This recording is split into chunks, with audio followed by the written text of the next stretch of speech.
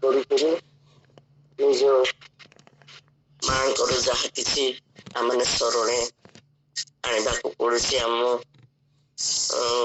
Anita ma'am ଯୋଉ ମାଙ୍କର ସବୁ କିଛି ବର୍ଣ୍ଣନା କରୁଥିଲେ, ସେଇପରି ମା ହେଇ ନପାରେ ମୋ ମା, କିନ୍ତୁ ପ୍ରଭୁ ମତେ ଗୋଟେ ମା ଦେଇଥିଲେ। ଆଉ ବାପା ମାଙ୍କର ସ୍ନେହ ମମତାରେ ମୁଁ ବଢିଛି। ମା ବାପାଙ୍କର ଚକ୍ଷୁ ଆଗେ ମୁଁ ଗୋଟେ ଅବଶ୍ୟ ସ୍ନେହ ମମତା ପ୍ରେମ ପାଇଛି। ମୋ ମା ମତେ ବହୁତ ପ୍ରେମ କରନ୍ତି, ମୋ ବାପା ବହୁତ ପ୍ରେମ କରନ୍ତି। ଅବଶ୍ୟ 6 ଭାଇ ଭଉଣୀ ଆମେ, ହେଲେ ମଧ୍ୟ ମୁଁ ସେମାନଙ୍କର ପ୍ରେମ ଏବେ ଯେତେବେଳେ ସାକ୍ଷ୍ୟ କହୁଥିଲେ ସେଇ ସମୟ ମତେ ମନେ ପଡୁଥିଲା, ଆଉ ଥରେ ସ୍ମରଣେ ଆସୁଥିଲା। ମୁଁ ପ୍ରଭୁଙ୍କୁ ବହୁତ ଧନ୍ୟବାଦ ଦଉଥିଲି। ନିଶ୍ଚୟ ଏଇ ପୃଥିବୀରେ ମତେ ସେ ମା ବାପା ଦେଇଥିଲେ। ଆଜି ମୋ ବାପା ମା ନାହାନ୍ତି, କିନ୍ତୁ ସେମାନଙ୍କର ଅସୁସ୍ଥ କାଳେ, ସେ ଅସୁସ୍ଥ ସମୟ ମତେ ହିଁ ଖୋଜନ୍ତି। ମୋ ବାପା ଚାଲିଗଲା ପରେ ମୋ ମା ଥିଲେ। ମାଙ୍କର ଯେତେବେଳେ ଅସୁସ୍ଥ ହେଲା, ସେ ଅସୁସ୍ଥ ବେଳେ ମୋ ଭଉଣୀ ଘରେ ମୋ ମା ଥିଲେ। ଭାଇମାନେ ବି ଅଛନ୍ତି, ଭାଇମାନଙ୍କ ପାଖରେ ବି ଥିଲେ ମା। କିନ୍ତୁ ଭଉଣୀ ଘରେ ଯେତେବେଳେ ଥିଲେ, ଭଉଣୀ ମତେ ଖବର ଦେଲେ। ସେ କାନ୍ଦି କାନ୍ଦିକି ଖବର ଦେଲେ ଯେ ତମେ ଟିକେ ଆସ। ତାଙ୍କ ଭେଣେଇକୁ କହିଲେ, ଆଉ ମତେ ବି କହିଲେ, ଆଉ ଆମ ପୁଅକୁ ବି କହିଲେ, ଆମ ବୋଉକୁ ବି କହିଲେ, ଟିକେ ମା ବାପାକୁ ଛାଡ। ମୁଁ ଜଣେ ଏକଲା ମାକୁ ସେବା କରିପାରୁନାହିଁ। ସେବା କରିବା କିଛି ନାହିଁ, କିନ୍ତୁ ତା ପାଖରେ ରହିବା ପାଇଁ ଦିନ ବେଳେ ସବୁ କିଛି ହେବ, କିନ୍ତୁ ରାତିରେ ମା ପାଖରେ ରହିବା ମୋ ପକ୍ଷେ ସମ୍ଭବ ହେଇପାରୁନି। ଏଇଟା ନେଇକି ଯେତେବେଳେ କି ସେ କାନ୍ଦି କାନ୍ଦିକି ଫୋନ କଲେ, ସେତେବେଳେ ମୋ ପୁଅ ବି ବିଗଳିତ ହେଇଯାଇଥିଲା। ଆମେ ପୁଅ ଘରେ ଥିଲୁ, ଆଉ ଆମ ଆଜ୍ଞା ମଧ୍ୟ ହଁ ଯିବା ବୋଲିକି କହିଲେ। ହଉ ଯାଅ। ମାଙ୍କର ସ୍ନେହ ପ୍ରେମ ଆମ ପୁଅ ପାଇଛି, ଆମ ଆଜ୍ଞା ପାଇଛନ୍ତି, ଆମେ ତ ପାଇଛୁ ପୁଅ ଝିଅ ହିସାବରେ। ଆମେ ଆସିଲୁ। ଯେତେବେଳେ କି ଆସିଲୁ, 3 ମାସ ଧରିକି ଭଉଣୀ ଘରେ ମା ପାଖରେ ଥିଲୁ ଆମେ। ତାପରେ ଯେତେବେଳେ ଟିକେ ସିରିୟସ ହେଲା, ସେଇ ସ୍ଥାନରେ ଅବଶ୍ୟ ତାଙ୍କର ଶେଷ ସମୟ ହେଇଯାଉଛି। ସେ ଶେଷ ସମୟରେ ମା ମତେ କହିଲେ, ମା ତୁ ମତେ ଛାଡିକି ଯିବୁନୁ। ମୋ ପ୍ରଭୁ ପାଖକୁ ଗଲା ପରେ ଏକା ତୁ ଯିବୁ, ମୋ ସାଙ୍ଗରେ ଏକା ରହିବୁ, ଏଇଟା କହିଲେ। ଏପରି ଭାବେ ତାପରେ ଆମ ସାନ ଭାଇ କଟକରେ ଅଛନ୍ତି। ସାନ ଭାଇ ବୋଉ ପାଖକୁ ଆମେ ଗଲୁ। ତାଙ୍କୁ ନେଇଗଲୁ ହସ୍ପିଟାଲ ଦେଖେଇବା ପାଇଁ। ଆମ ଘର ରାୟଗଡାରୁ ଆମ ଘରକୁ ଆସିଲୁ ପାଳଖିଣ୍ଡି। ଅଳ୍ପ ସମୟ ମୋ ମା ଆମ ଘରେ ବେଡରେ ଟିକେ ଶୋଇଲେ, ଘରେ ଟିକେ ଚାଲ ବୁଲ ହେଲେ। ସେଇ ଶେଷ ଉପସ୍ଥିତି ମୋ ମା ର। ଏଇ ଭାବେ ଆମେ କଟକ ପାଳାଖିଣ୍ଡି ଦେଇକି ଗଲୁ। ସେ ସ୍ଥାନରେ ଯେତେବେଳେ କି ଆମେ 2 ଭଉଣୀ ଆଉ 2 ଜୁଇଁ ହେଇକି ଗଲୁ, ମାଙ୍କୁ ଭାଇ ଘରେ ଛାଡିଲୁ। ମତେ ମା ସେଠି ବି କହିଥିଲେ ଯେ ଯାଆନା। ମା ଟିକେ ସୁସ୍ଥ ହେଲେ, ମେଡିସିନ ଦିଆ ନିଆ କଲା ପରେ ଟିକେ ସୁସ୍ଥ ହେଲେ, ଯେତେବେଳେ କି ଏଇ ଯୋଉ ଗୁଡ ଫ୍ରାଇଡେ ଆହୁରି ପୁନରୁତ୍ଥାନ ରହିଛି, ଆମ ମଣ୍ଡଳୀରେ ଆମେ ତ ଦାୟିତ୍ୱ ନେଇଛୁ ଚାଳକ ଚାଳିକା ହିସାବରେ। ଏଇ 2ଟା ଦିନ, ଏଇ 8 ଦିନଟା ଆଉ ସାରିକି ପଳେଇ ଆସିବୁ ବୋଲିକି ମା କୁ କହିକି ଆମେ ଆସିଲୁ। ଆସିଲା ପରେ ଆମେ ସେଇ ଭାବେ ଗଲୁ। ଆଉଥରେ ଗଲା ପରେ ମୋ ମା ଦିନକୁ ଦିନ ବେଡ ରିଟର୍ନ ହେଇଗଲେ। ଆଉ ସେ ତାପରେ ମଧ୍ୟ ମୋ ଦିଦି ଆଉ ମୋ ଭଉଣୀ ସହିତ ସେମାନେ ବି ଆସିଥିଲେ। 3 ଜଣ ସେମିତି ଆମେ ମିଶିଥିଲୁ ମାଙ୍କ ସହିତ। ସେଇ କଟକରେ ହିଁ ଥିଲେ ମା। ଆମ ଭଉଣୀଙ୍କର ଦିଅରଙ୍କର ବାହା ଥିଲା ବୋଲି ତାର ଆଗ ଦିନ ସେମାନେ ଆସିଲେ। ସେମାନେ ଚାଲି ଆସିଲେ, ଆଉ ମାଙ୍କ ସହିତ ମୁଁ ରହିଗଲି। ମୋ ଦିଦିଙ୍କୁ ଆଉ ଭଉଣୀକୁ ଛାଡିବା ପାଇଁ ବୋଲିକି ଆମ ଆଜ୍ଞା ପଳେଇ ଆସିଲେ ତାଙ୍କ ସହିତ, ମୁଁ ଏକା ରହିଲି।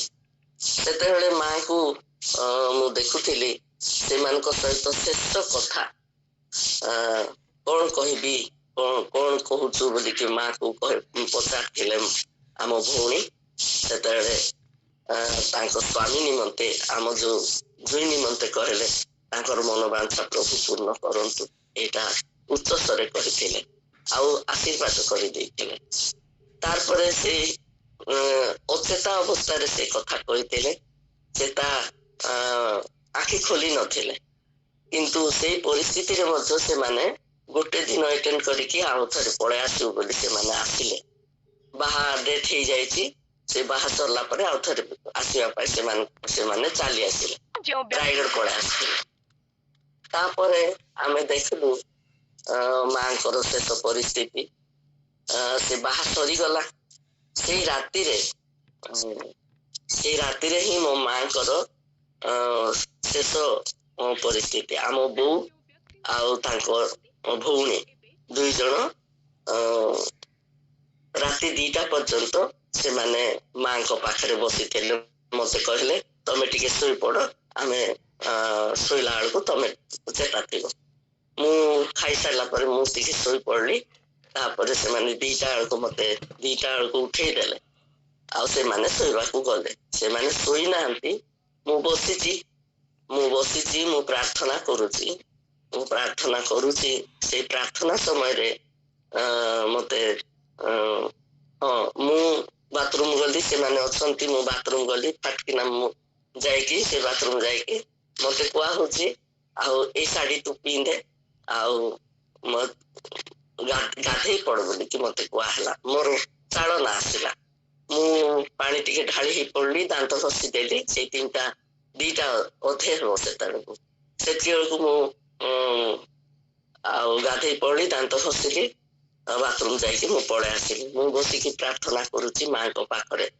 माँ निजे घुरु घुरु होइकी शेष परिस्थिति बोली मु जानिनी सेटा आउ केही जानिनु मध्य माँ को शेष परिस्थिति बोली तांके 2 भौणी बसिथिले आउ से माने गला परे मु माँ को ठारे पाखरे बसिकी मु प्रार्थना करूची मते कहूची आखि खोलिकी प्रार्थना करे मु कौन कली आखि खोलिकी मो माँ को तांकर आत्मा को समर्पण करूची प्रार्थना करूची प्रभु तुमर इच्छा कौन माँ को सुस्थ कर ना तुम निकट को तुम सुंदर भाव नहीं जाओ तांकर आत्मा तुम ग्रहण कर यही परिस्थिति रे मो आखि खोलिकी मु प्रार्थना करूची सेतिकी बेलू तांकर टिके बांती भलिया हेकी अल्प छेप टिके पड़िला से जो पाटी बाटू टिके छेप पड़ी जिबारु मु आखि तो खोलीची से रुमाल अच्छी से रुमाल छेप पोछिली से घुरघुरटा बंद हो गला मते जना ना शेष प्राण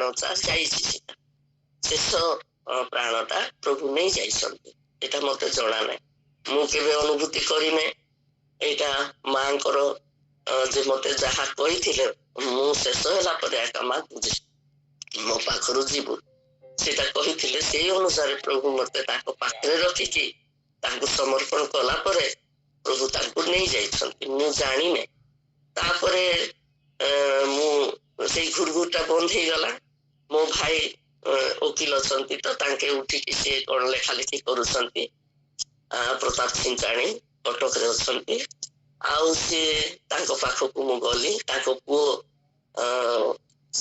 बाहर को गले से भी कौन गोटे सीरियल रे से करिथले करूछन्ति से गले मु तांको कहली मां पाखरे टिके बसिली मते टिके फोटो उठा आउ तुमको टिके मु मां पाखरे बसो जे मु तुमको फोटो उठेबी एटा अचानक भाबे मु चिंतार बाहर एटा सब करिछि मु जानिनी मां आज चली जीव ए परिस्थिति रे मां चली गले मते जणा ना एटा शेष हो गई मते जणा ना तापरे मु हठात करे मु आम भाई को पचारली बाबू आम गाँ को जीवा पाई केते समय लागिबो गाड़ी रे मु एटा पचारू पचारू मो भाई जानी देले जे कोन हेइतिबो आ मां कर कोन हेइति बोली कोन हला ना नै बोली कहले कहबारु नाही किछि नै जे केते टाइम लागिबो तो मु किछि जानी नै समस्त सेतले मो आउ बहु भाई बहु आउ से भौणी शुणुछन्ते शुण से कथा शुणु से माने ठीक आसिक मां पाखु आसिले देखिले जे सेटा शेष ହେଲେ ମୋ ଭାଇ ପାଖରେ ଅଛି, ପାଖ ପାଖ ତ ସେଇ ରୁମ୍ ଟା। ଆଉ ଆଉ ନାହିଁ ମା, ନାହିଁ ଦିଦି, ଆଉ ମା ଆଉ ଆତା ନାହାନ୍ତି ବୋଲିକି କହିଲେ। ସେଠୁ ସେଇ ଯୋଉ ଏରିଆରେ ଆମେ ଥିଲୁ, ସେମାନେ ହିନ୍ଦୁ ଲୋକ, ଆଉ କନ୍ଦାକନ୍ଦି କରିବା ନାହିଁ ବୋଲିକି ସେମାନେ ଆଗରୁ ମତେ କହିଥିଲେ। ମାର କଣ ପରିସ୍ଥିତି ହେଲେ କନ୍ଦାକନ୍ଦି କରିବା ନାହିଁ, ସିରିୟସ ବୋଲିକି ଏକା ନେଇଯିବାର ପଡିବ, ନହେଲେ ଘର ଖାଲି କର ବୋଲିକି କହିବେ, ଏଇଟା ସେମାନେ ମତେ କହିଥିଲେ। ମୋର ଅନ୍ତଃକରଣ ପ୍ରଭୁ ଜାଣନ୍ତି, ସେଇ ଅନୁସାରେ ପ୍ରତ୍ୟେକ ମନେ ମନେ ଆମେ ପରେ ଦୁଃଖୀ ହେଲୁ। ଆଉ ସେଇ ପରେ ପରେ ସବୁ କିଛି ଘଟଣା ଘଟିଛି। ନିଶ୍ଚୟ ଲମ୍ବା ହେଇଯାଉଛି ସାକ୍ଷ୍ୟ। ଆଉ ବିଶେଷ କରି ମୁଁ ମାଙ୍କୁ ସେ ଶେଷ ପରିସ୍ଥିତିରେ ପ୍ରଭୁ ମତେ କହିଥିଲେ ଯେ ଆଖି ଖୋଲି ପ୍ରାର୍ଥନା କର। ସେ ଆଖି ଖୋଲି ପ୍ରାର୍ଥନା କରିବା ମଧ୍ୟରେ ତାଙ୍କର ଆତ୍ମା ସମର୍ପଣ କରି ତାଙ୍କର ଶେଷ ଯେ ପରିସ୍ଥିତିଟା ମୋର ଜୀବନରେ ମୁଁ ଦେଖି ପାରିଥିଲି। ଏଇଟା ମୁଁ ଧନ୍ୟ ମନେ କରୁଛି, ପ୍ରଭୁଙ୍କ ନିକଟରେ କୃତଜ୍ଞ ହଉଛି।